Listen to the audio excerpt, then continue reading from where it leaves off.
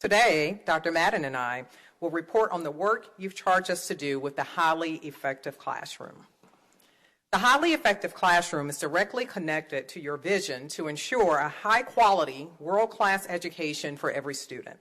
It also touches every single aspect of your governance compass, including core beliefs, core policies, strategic actions, and priority outcomes. Quality instruction is important to you, and today we will provide an update on the components and implementation of the highly effective classroom framework. Imagine a day when students consistently experience learning in optimal conditions leading to successful outcomes. The day when classrooms where students can engage in research-based standards-aligned instructional materials and frameworks are not the exception in each school, but rather the expectation for all classrooms, for all schools.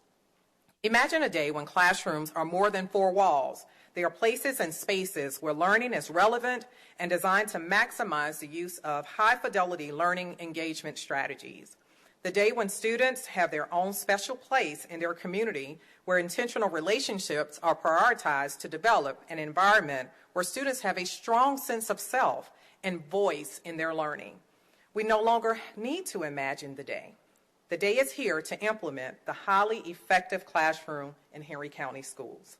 In Strategic Action 2, you called for us to advance effective school leadership and classroom instruction. Specifically, Initiative 1 calls for the establishment of aligned frameworks for highly effective schools, classrooms, leaders, teachers, and support professionals with a focus on positive culture and climate. I would be remiss if I did not begin by sharing that the foundation of this framework started in 2018 and is a result of ongoing, thoughtful contributions of district and school leaders, teachers, support staff, and students. While all voices were important in the conversation, our teachers and students were most essential.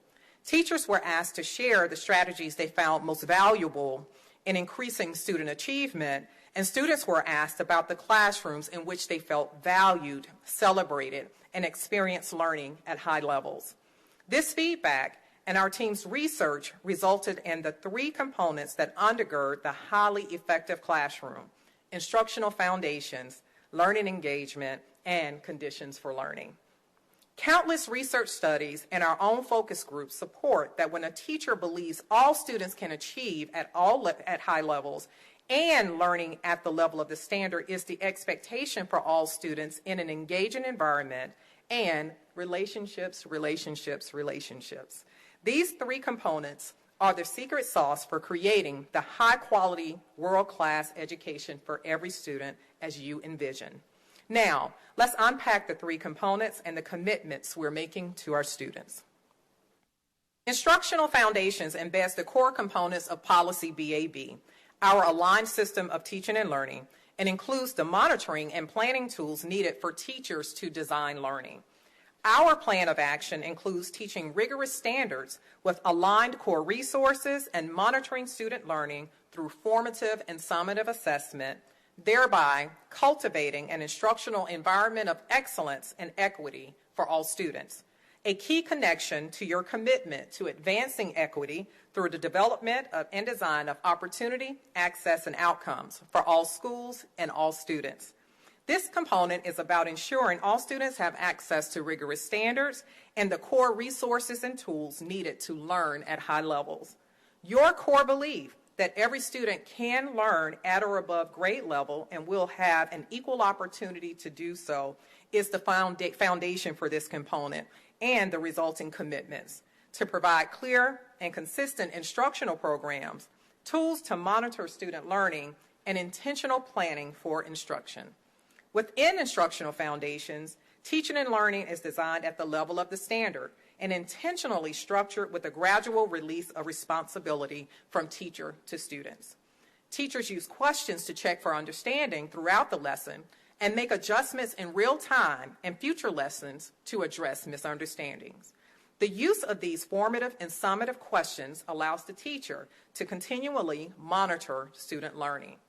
Henry Connects pulls all of these components together, empowering our teacher teams to collaborate and design Tier 1 instruction and engagement based on the knowledge and skills in the standards and the areas in which students need additional support. Our Instructional Foundations journey began in fall of 2018 when teachers received training on the Henry Teaching and Learning Standards and Progressions, and in January of 2019, teachers received professional development on the balanced models of instruction. Additional professional learning included, in June of 2019, leaders received training on the balanced instructional look-fors to gain a deeper understanding of what high-quality instruction looked like in English language arts classes, social studies, science, math, and beyond the core. In fall of 2019, teachers received training on core resources and instructional look-fors across the content areas. Due to the pandemic and its associated operational disruptions, summer 2020 and that school year focused on the implementation of digital core resources and hybrid teaching best practices. During the 21-22 school year, teachers received training on the instructional framework and 3 of the learning engagement strategies I will discuss on the next shortly. In June 2022, district and school leaders received an overview of the highly effective classroom, with teachers receiving this training during July Professional Learning Day. And during pre-planning, teachers also received training on the instructional framework and a review of the 3 high-impact teaching strategies shared in January. As our instructional foundation deepens, teachers and leaders will continue to receive professional development in this area throughout the school year. Learning engagement is the second component of the framework. While Henry's plan of action outlines what is taught, it does not direct the instructional strategies of teachers. Instead, the framework bolsters new and veteran teacher toolkits alike with the most impactful teaching strategies that spark student curiosity and result in the production of thoughtful work, higher levels of questioning, and the stimulation of rich academic discourse. Academic engagement speaks to the observable actions of the student. As we visited schools last week, you may have noticed students taking notes, completing assignments, and following the social expectations expected in the classroom. This is a critical component of engagement, but it works in concert with the other 2 commitments to enrich the total student learning experience. Cognitive engagement involves the intentional effort needed to make meaning of complex ideas that go beyond minimal expectations. In a STEM classroom, on the best first day ever, a teacher was delighted to share samples of student-engineered name tents. After hearing the teacher share the design criteria, our youngest learners figured out how to make their name tent stand on its own using cardboard tubing, pipe cleaners, and other basic supplies. In a middle school classroom, students were observed searching for evidence to justify a position, and some high school students were observed designing an investigation to test their educated guess about a phenomenon. Do you see how the thinking is shifted to the students? Our commitment to cognitive engagement is about providing teachers with strategies to stretch student thinking, requiring them to think deeply, problem solve, and construct new solution paths. In a nutshell, we want the students exhausted at the end of the day instead of the teacher. Emotional engagement is the emotional response students have to the learning and the learning environment. More specifically, how connected students feel to the school and classroom and the value that is attached to their participation in learning. In the highly effective classroom, the teacher sees each student and embraces their individual contribution to the learning environment. During recent school visits, several teachers were observed implementing strategies to get to know their students and to build a nurturing and supportive classroom community. The learning engagement component includes the following instructional practices that reliably increase student achievement, including visual representation and modeling, effective questioning, attending to precision, intellectual interest, application of knowledge, dynamic instruction, student self-worth and academic awareness, and collaborative learning opportunities. In January 2022 and this year's Professional Development Day, teachers received training or refresh on the visual representation and modeling, effective questioning, and attending to precision strategies. District personnel, teachers, and leaders will receive additional training on the other strategies throughout the year. At this time, I will turn it over to Dr. Madden to discuss the third component of the highly effective classroom.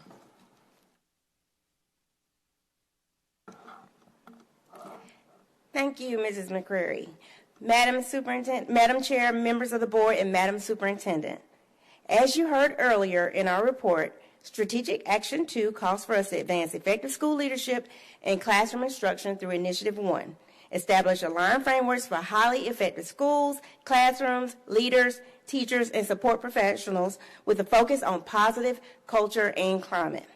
You've heard about Component 1, which is Instructional Foundations, and Component 2, which is Learning Engagement, which brings the combination of academics with actions and behaviors of learning together. Now I'm excited to tell you about component number 3, conditions for learning. This is where Henry Cares and Henry Learns get together to create our third component of the highly effective classroom.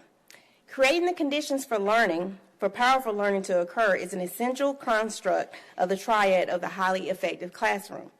As we know, teachers are key levers and have a tremendous influence on student learning by attending to how they construct learning experiences and the kind of interactions that teachers and students have with one another. In Henry County Schools, we believe, board, you believe, students learn best when they feel valued, when they feel connected, and they develop skills that they need to fully construct and connect to the instructional environment. What parent would not want that? All parents want that for their students. Hence, we have the conditions for learning. Conditions for learning is defined by 3 high-impact strategies. They are relationships, nurturing learning environments, and skills for learning. Conditions for learning demonstrates our commitment to honoring, recognizing, and embracing the uniqueness of all students. Many of our leaders and teachers exemplify this daily. However, because we care so deeply about every student knowing that they belong in Henry County Schools, it is through this framework that we are investing in ensuring all leaders and teachers have the skills necessary to build those positive relationships on a daily basis. This is where you will also find our commitment to cultural diversity. And teachers and leaders in Henry County Schools have the training to not only be aware, but also skills to use to build their toolbox to meet the expected outcomes of cultural diversity training, which are to create consistent positive interactions between adults and students and families, and peers that foster a sense of trust, worth, and connections. Because we believe that every student should be loved and know that they belong and that we care about their learning in Henry County Schools. Whereas cultural diversity is the key to building relationships, the beauty of this is that it does not and should not stand alone, but instead is woven in and throughout the highly effective classroom framework, but specifically the conditions for learning. Keep in mind that I will speak on professional development at the end, but I want to keep our focus on the conditions for learning as we move from building relationships to our second commitment, which is a nurturing learning environment. A nurturing environment is accomplished by providing teachers and leaders with tools to create a sense of belonging and provide emotionally and physically safe spaces to learn.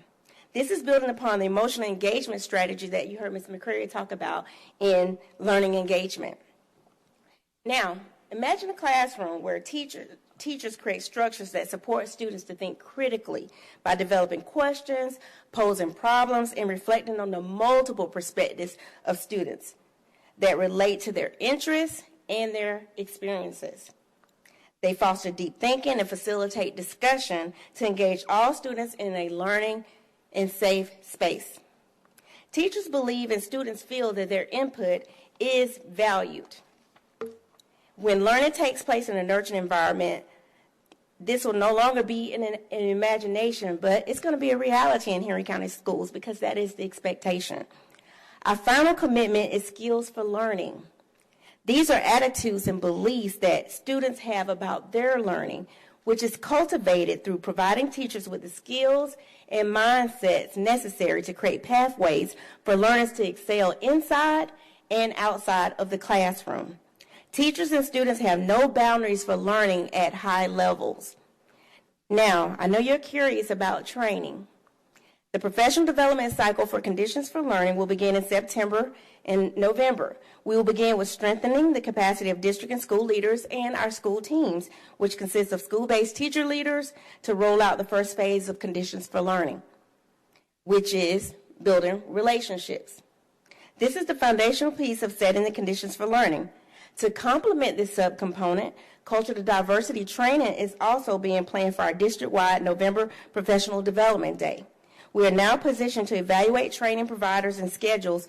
When once finalized, the board will be provided with more information about the training facilitators, a rollout schedule, and who will receive the training. You've heard about the three components: Instructional Foundations, Learning Engagement, and Conditions for Learning. Now we are moving to Deepening Implementation across the district. We already have teachers that exemplify the components of highly effective classroom, which many of you witnessed just last week.